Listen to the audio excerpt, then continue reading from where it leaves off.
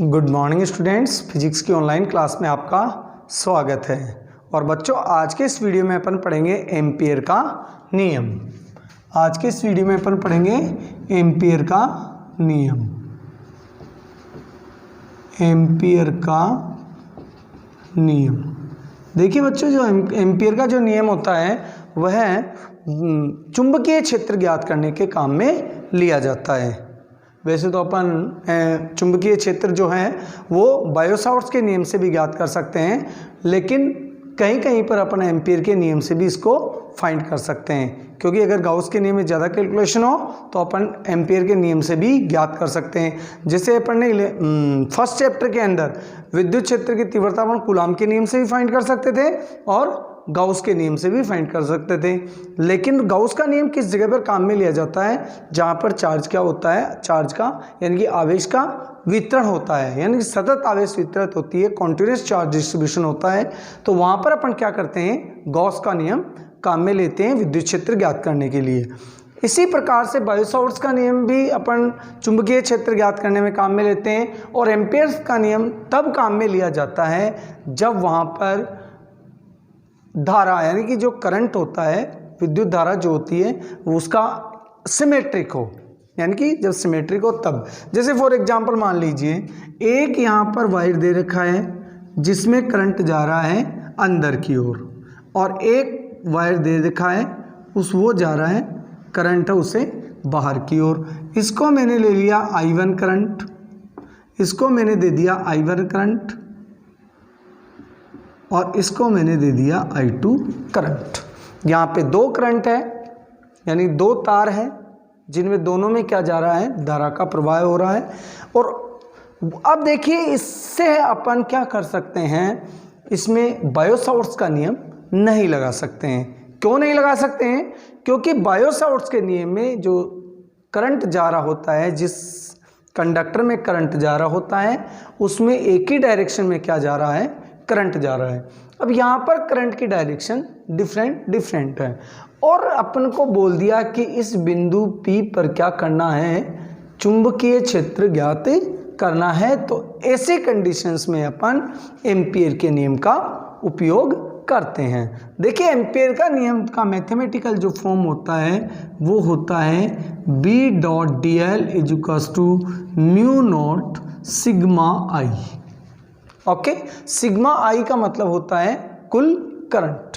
अब इसको समझाते हैं बच्चों। इस बिंदु P पर अपने को क्या करना है, विद्युत क्षेत्र चुंबकीय क्षेत्र की तीव्रता ज्ञात करनी है।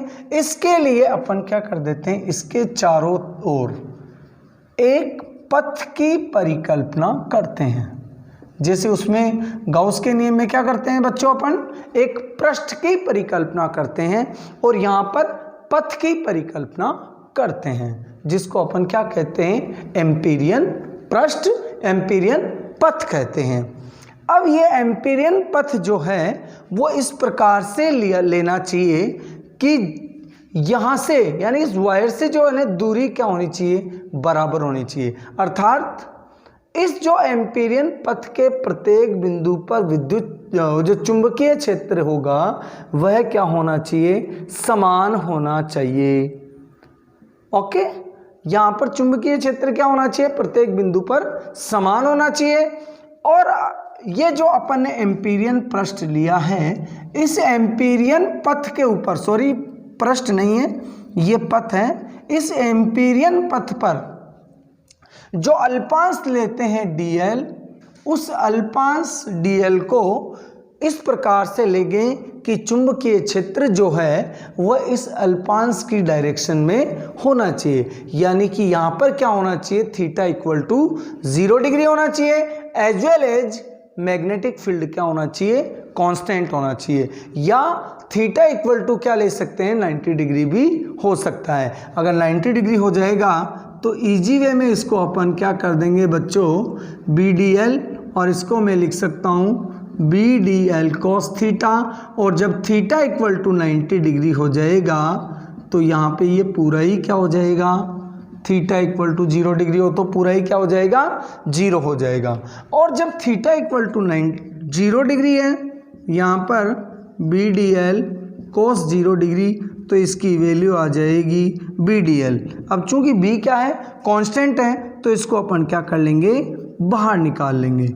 इस प्रकार से अपन इजी वे में भी इसका चुंबकीय क्षेत्र ज्ञात कर सकते हैं, फाइंड कर सकते हैं। तो कभी भी जब एम्पीरियन पथ का सिलेक्शन किया जाए तो इस प्रकार होना चाहिए कि जो एम्पीरियन पथ पर जो अल्पांश होता है उसकी डायरेक्शन और चुंबकीय क्षेत्र की डायरेक्शन उस बिंदु पर, जैसे फॉर एग्जांपल इस वाले बिंदु पर अपन को अल्पांश लेंगे, उस अल्पांश की डायरेक्शन इधर होगी, वो तो टेंजेंशियल होता है, स्पर्श रेखीय होता है, और चुंबकीय क्षेत्र भी किधर होना चाहिए, इधर होना चाहिए, और अल्पांश DL की डायरेक्शन भी इधर होनी चाहिए। तो थीटा बराबर इस कंडीशन में 0 डिग्री हो जाएगा।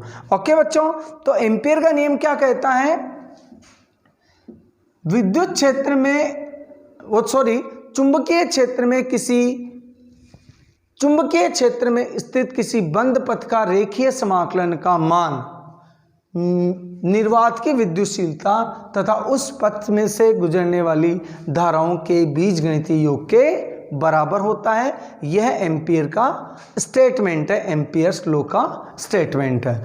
अब देखिए बच्चों, यहाँ पर जो अपन ने एम्पियर का नियम लिया है उसका अपन क्या करेंगे, एप्लीकेशन करेंगे। तो सबसे पहला एप्लीकेशन क्या है, मैं एप्लीकेशन स्टार्ट करने से पहले आपको बता देता हूँ कि बच्चों अपने पास में जो एम्पियर का नियम है उसका स्टेटमेंट क्या है, क्योंकि कभी कभार एग्जाम में पूछ लिया जाता है कि एम्पियर का नियम लिखिए तथा इसका एक एप्लीकेशन जो पूछ होता है उसके बारे में भी पूछ लेते हैं। तो देखिए, चुंबकीय क्षेत्र में स्थित किसी बंद पथ का, पथ क्या होना चाहिए, बंद होना चाहिए, बंद पथ का रेखीय समाकलन का मान निर्वात की चुंबकशीलता तथा उस पथ से गुजरने वाली धाराओं के बीजगणितीय योग के गुणनफल के बराबर होता है। यह वाला जो टर्म है बच्चों उसको अपन बोलते हैं चुंबकीय क्षेत्र का रेखा समाकलन, line integral of magnetic field. देखिए गॉस लॉ में अपन ने पढ़ा था, अपन ने E.dA। अब यहाँ पर equal to sigma q upon epsilon naught, कुल आवेश और निर्वात की विद्युतशीलता के अनुपात के बराबर होता है। और इस वाले टर्म्स को अपन बोलते हैं क्षेत्र समाकलन, जैसे इसका रेखीय समाकलन है, क्षेत्रीय समाकलन है। ओके स्टूडेंट्स, अब चलते हैं अपने नेक्स्ट टॉपिक पर। अपना नेक्स्ट टॉपिक है एम्पियर के नियम की सहायता से अनंत लंबाई के धारा रेखीय चालक तार के कारण चुंबकीय क्षेत्र। इसका पहला है एम्पियर के नियम से अनंत लंबाई के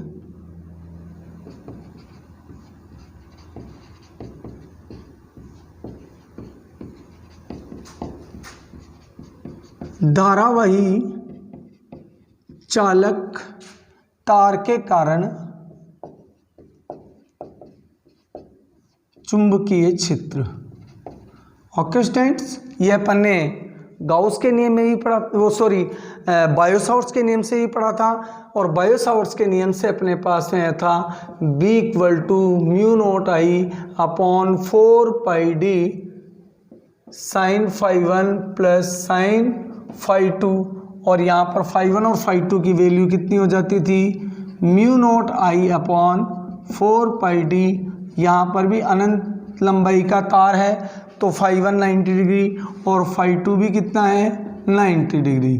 ओके, तो B इक्वल टू अपन ने फाइंड किया था mu naught I upon 4 pi D, और इसकी भी वैल्यू 1, इसकी भी वैल्यू 1, और B इक्वल टू आए थे mu naught I upon 4 pi D into 2। अर्थात इससे काट देते हैं, B equal to mu naught I upon 2 pi D, जहाँ D क्या है, D वायर से उस बिंदु तक की डिस्टेंस है जहाँ पे अपने को चुंबकीय क्षेत्र फाइंड करना होता है। ओके स्टूडेंट्स, तो इस प्रकार से अपन ये तो गाउस के नियम से बायो-सावर्ट्स के नियम से भी ज्ञात किया था। अब अपन एम्पियर के नियम की सहायता से भी इसको क्या करेंगे, फाइंड करेंगे। तो देखिए कैसे करते हैं। माना कि कोई एक अनंत लंबाई का धारावाही चालक तार है, ये अनंत लंबाई है इसकी, इधर भी इनफाइनाइट और इधर भी इनफाइनाइट, और इस तार से r दूरी पर कोई बिंदु P है जहां पर हमें चुंबकीय क्षेत्र की तीव्रता ज्ञात करनी है एम्पीयर के नियम से। तो अपन क्या करेंगे बच्चों, इस तार के चारों ओर r त्रिज्या के, ये जितना है उतना ही इधर, r त्रिज्या के एम्पीरियन पथ की परिकल्पना करते हैं। ओके, एम्पीयर पथ की परिकल्पना कर ली। इसमें क्या जा रहा है, इसमें करंट जा रहा है, धारा इसके अंदर जा रही है। ओके, अब यहां पर अपने को क्या करना है, चुंबकीय क्षेत्र की तीव्रता ज्ञात करनी है। तो इस जो एम्पीरियन पथ है, इसे ये वर्ताकार जो एम्पीरियन पथ है, इसको अपन छोटे छोटे अल्पांशों से मिलकर बना हुआ मान सकते हैं, और एक अल्पांश लेते हैं एक्स वाई का अल्पांश लेते हैं जिसकी डायरेक्शन किधर है, इधर है। डीएल की डायरेक्शन बच्चों किधर है, टेंजेंशियल है, यानी कि इसके स्पर्श रेखा के अनुदिश है। देखिए जैसे गोलाकार, ये वर्ताकार है, इधर है, यहाँ पर लेंगे तो इधर है, यहाँ पर लेंगे तो इधर है, यहाँ पर लेंगे तो इधर है। हर जगह अल्पांश की लंबाई अलग अलग और दिशा अलग अलग है। अब देखिए बच्चों, इसमें इस तार में करंट जा रहा है ऊपर की ओर, तो यहाँ पर अपन चुंबकीय क्षेत्र की तीव्रता भी क्या, दिशा भी क्या कर लेते हैं, ज्ञात कर लेते हैं। और चुंबकीय क्षेत्र की दिशा है ये दाएं हाथ के नियम से। कैसे निकालेंगे, मुड़ी हुई अंगुलियां क्या करती है, चुंबकीय क्षेत्र की दिशा को प्रदर्शित करती है, और अंगूठा किसकी दिशा को प्रदर्शित करता है, धारा की दिशा को करता है। तो यहाँ पर चुंबकीय क्षेत्र हो गया B। अब देखिए बेटा, B और DL दोनों समान डायरेक्शन में होंगी। ये हो गया, ये करंट जा रहा है I, यहाँ पे अगर मान लीजिए DL इधर है तो BB किधर होगा, इधर। यहाँ पे DL इधर है तो चुंबकीय क्षेत्र भी इधर, यहाँ पे DL इधर है तो चुंबकीय क्षेत्र भी इधर, और यहाँ पर DL इधर है तो चुंबकीय क्षेत्र भी इधर। ओके, चुंबकीय क्षेत्र क्या होगा, इस तार के चारों ओर होगा, इस डायरेक्शन में। करंट इधर जा रहा है, मैं इसको ऐसे पकड़ लेता हूँ, मुड़ी हुई अंगुलियां क्या करती है, चुंबकीय क्षेत्र को प्रदर्शित करती है। अब चुंबकीय क्षेत्र की दिशा को प्रदर्शित करती है, करंट ऊपर की और अंगूठा करंट की डायरेक्शन को प्रदर्शित करता है। तो ये जो अल्पांश है और ये जो क्या बोलते हैं इसको, चुंबकीय क्षेत्र है, उसकी डायरेक्शन क्या है, बिल्कुल समान है। तो यहाँ पर थीटा इक्वल टू कितना हो गया, 90 डिग्री हो गया। यहाँ पे थीटा इक्वल टू 90 डिग्री हो गया। अब देखिए बच्चों एम्पीयर के नियम से, और यह हो गई बेटाओ एम्पीयर की, एम्पीरियन जो पथ है उसकी डायरेक्शन हो गई। ओके, तो एम्पीयर के नियम से देखिए, एम्पीयर के नियम से B dot DL equals to mu naught sigma I। Okay, sigma I यानी कि जो इस एम्पीरियन पथ के अंदर जो भी धारा है अंदर की ओर, उन धाराओं का क्या कर लेंगे, योग कर लेंगे। लेकिन यहाँ पर धारा कितनी है बच्चों, sigma I equal to I। Empyrean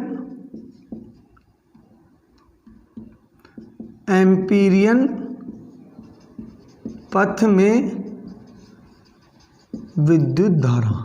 okay, अब आ जाइए इसको सोल्व कर लेते हैं। यहाँ को इसको सोल्व करेंगे तो आ जाएगा BDL कोस थीटा। सबको पता है कि डॉट जब हटाते हैं तो क्या लगा देते हैं, कोस थीटा लगा देते हैं, और यहाँ पे आ गया म्यू नॉट I। देखिए बच्चों, चुंबकीय क्षेत्र B तथा DL समान दिशा में है, समान दिशा में है, तो थीटा इक्वल टू हो जाएगा 0 डिग्री, कोस थीटा हो जाएगा 1। तो अपने पास में आ जाएगा BDL equals to mu naught I।